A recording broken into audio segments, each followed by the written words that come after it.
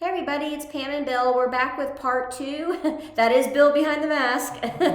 We're back with part two of our paint spraying the two dressers. So we'll just kind of recap what we did before we get started. So here's both the dressers, your standard wood, tall and chest of drawers type dressers. We're using Dixie Belle's mineral chalk paint in Midnight Sky. So it looks pretty black. There's actually a little bit of a hint of like a deep blue in it. So it's a very pretty color. On part one, we showed you how to mix the paint in water to dilute it, to put in the sprayer, and how to strain it. And then Bill showed you the different ways to turn the nozzle to get the sprays that you want. We demonstrated that on the wall. You can kind of see there and over there. Sorry about the light. We're in our spray booth right now.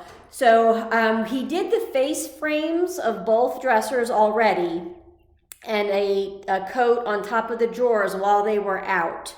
So we just put the drawers in, and now we're just going to show you how to do the long surfaces of the dressers, just a little bit different than the short strokes that we were doing before. So without further ado, I need to put my mask on. Hang on. While you're putting the mask on, I already have mine on. We're going to hook up our sprayer, and I'm going to give it a couple of test runs on the wall just to make sure I'm getting a decent I can't, those lights are, the lights don't let me see it very well. Oh, okay. You want to get behind me? It's the lights, I think, is the problem. But yeah, I can't. Let me try it. Looks like I have a good pattern. If I didn't have a good pattern, I would make some adjustments on my spray and the amount of paint that comes out. Those are my two adjustments. So with spraying, and I'll be honest with you, this is the first time normally I spray my cabinet. Normally I spray my cabinet. Why do we have our masks on? Can't breathe. Normally I spray my cabinet by itself and the drawers as well, separately. But I've seen some people spray with the drawers in. So after I got my first coat on, I wanted to make sure that, because we're spraying so low, for me to get the bottom of the drawers, I would have to go way down here and then hold it up at a bit of an angle, which would be difficult. So I did the bottom of the drawers by themselves, and now we put the drawers back in, and we're going to try to spray it all together. I also did the face frames behind the drawers, 3 coats, so we don't have to worry about those with the drawers in. So, important when you're spraying, 8 to 10 inches from your piece. Always keep your gun perpendicular to your piece. None of this kind of stuff. You do that, your spray is going to be wide here, it's going to be narrow here, and wide there. So always keep it the same way. I always like to say it's kind of like sword play. Jack Sparrow, what was that? In the first movie, Pirates of the Caribbean, when he was fighting Will for the first time, and you saw him do this like crossover pattern with his legs. You kind of have to do that. If I'm going to spray here, I don't want to do this because I'm going to stop every time I need to move. See how I stop?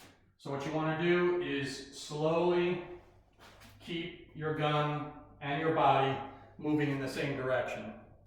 All right, with that being said, let's get started. All right, hang on. Mask up. Mask up. Well, or off.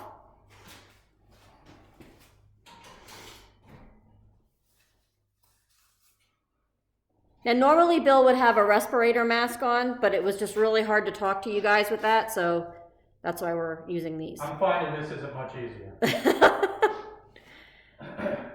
So, also, when you start your gun, do not start directly on the piece. Start off the piece and then move on to the piece. I'm gonna come in, but let's see how. Starting off the piece.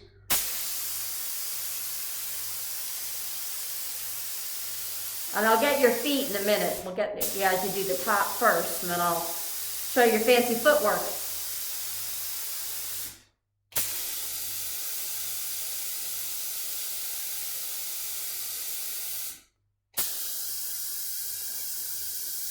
8 to 10 inches away. A consistent pattern, looks good, nice and even, no drips.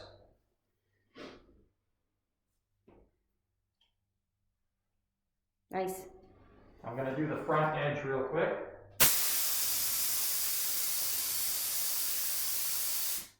Now we'll start on the sides. I'm not going to come around over there. That's fine.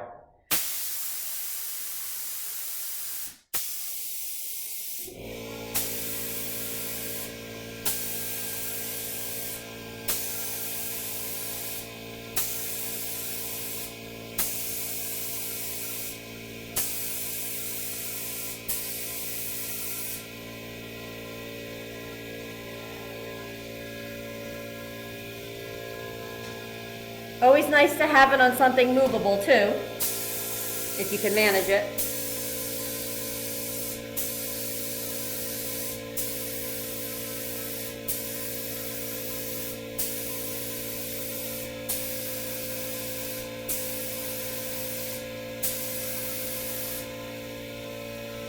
The other thing I didn't mention is you want your patterns to overlap. So if my pattern is, let's just go on the door here. If that's my pattern, I'm going to overlap it by half. So if my pattern is this much, my next one is going to be that much, my next one's going to be there. And we're going to overlap. And every time I paint a dark color in my white spray booth, it makes the room darker. So We'll paint over it in white. I have to stop doing that. Well, our next piece is farmhouse white, so. There we go. All right, let's get our drawers. There's a joke in there, but.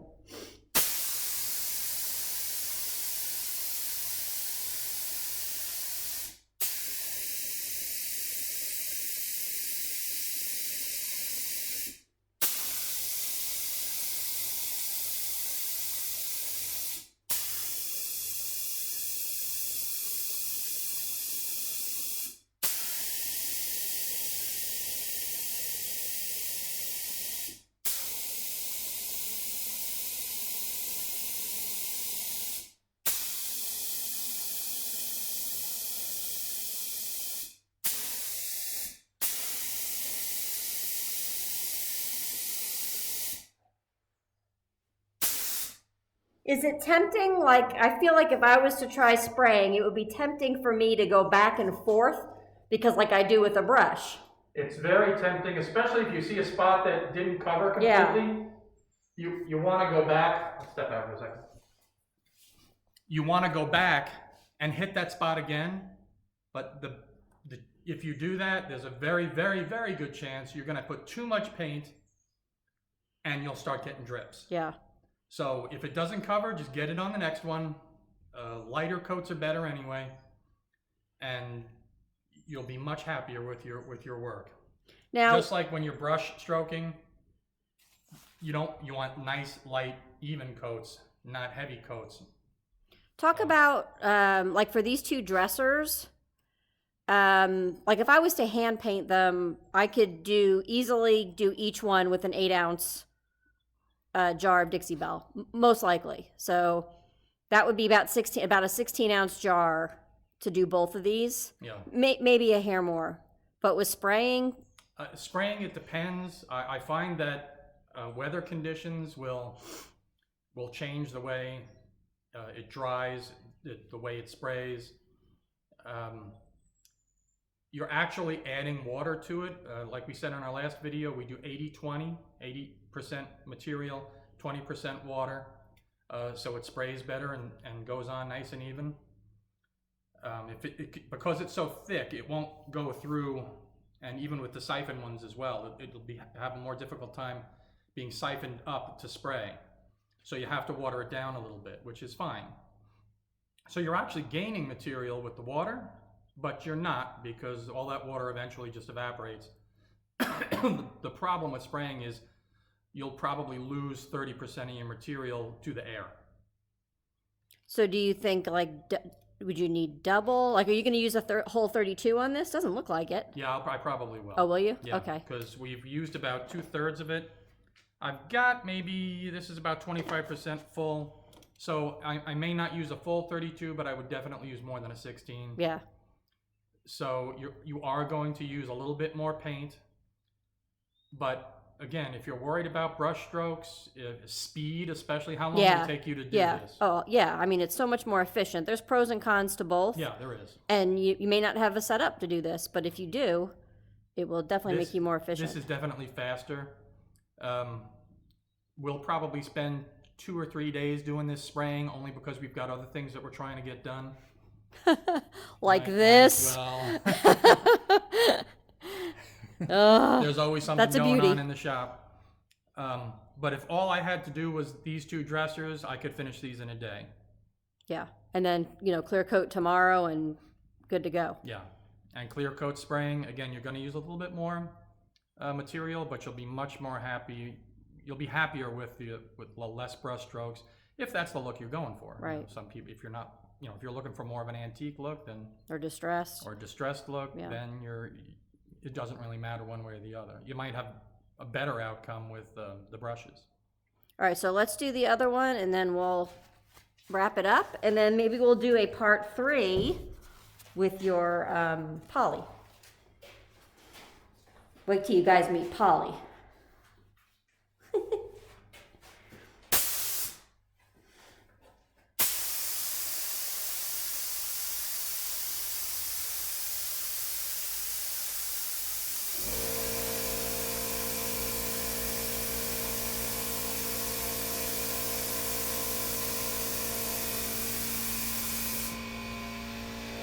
Where are you gonna, okay. I think I got your back mostly in that one.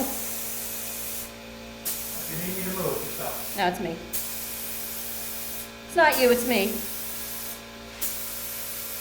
I've heard that before.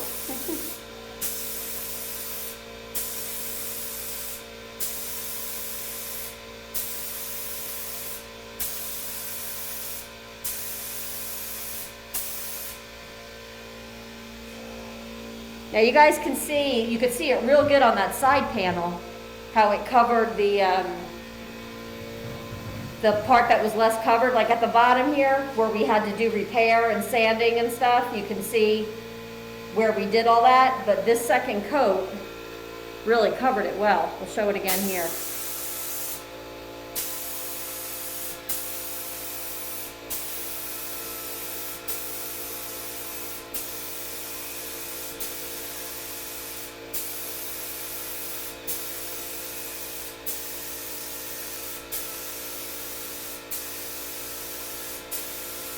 Yeah.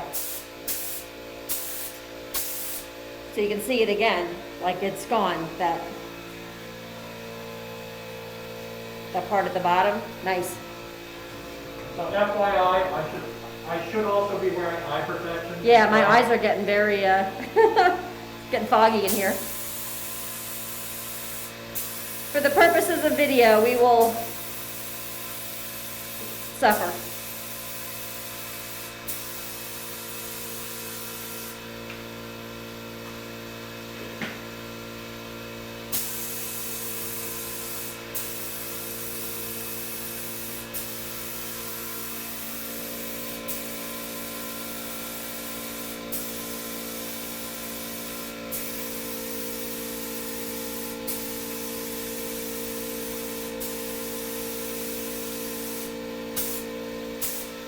Now, did you check it because you thought it was getting low? Are we done? We can come out? Yeah. Okay.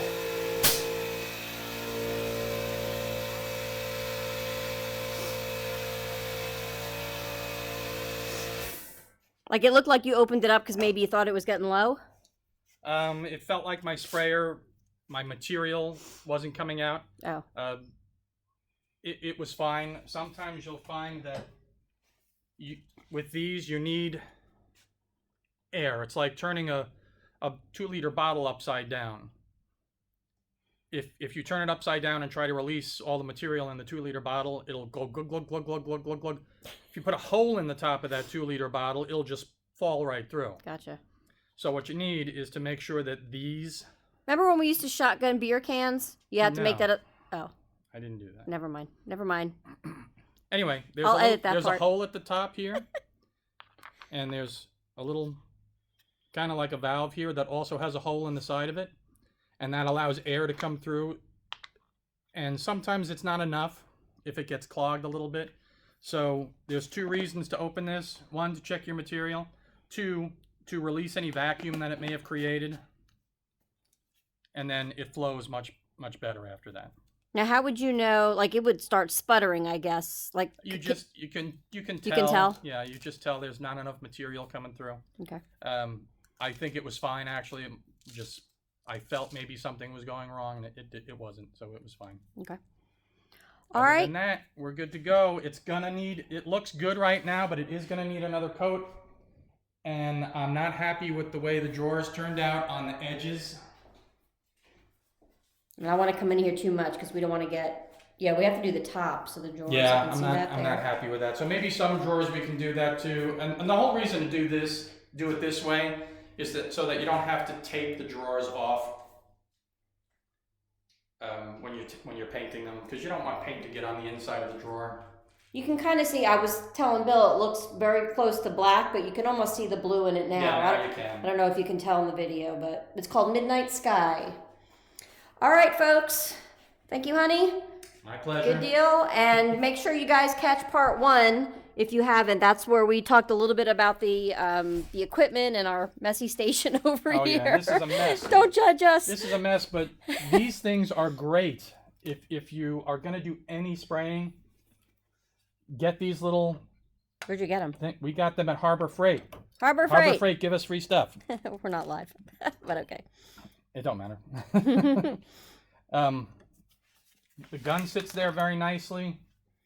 These filters, I won't get a new one out, but filter goes here. Mix your paint up in one of these little things. Got that from Home Depot for $1.78, something like that. Home Depot, give us free stuff. Pour it in the filter, allow it to filter into the gun. Throw it away, never reuse your filters. You're good to go. And Nice. it's ready for your next spray job. Anything to make the job easier, right? Yes, For easier, sure. and you're more efficient when you have the right tools, Right. and you get a better job. Because again, if you were to just put paint in here from your 16 ounce or your 32 ounce, whatever,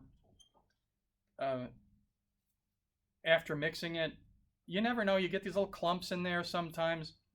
If you don't filter it, that little clump is going to get stuck in the intake port for your paint, and it's going to clog your sprayer, and you are not going to be happy, because in order to get that clump out of there now, you have to dismantle the gun basically. Yikes. Pour your paint out, go into your sink, take the whole gun apart, find where the clump is, get rid of it, and start all over again.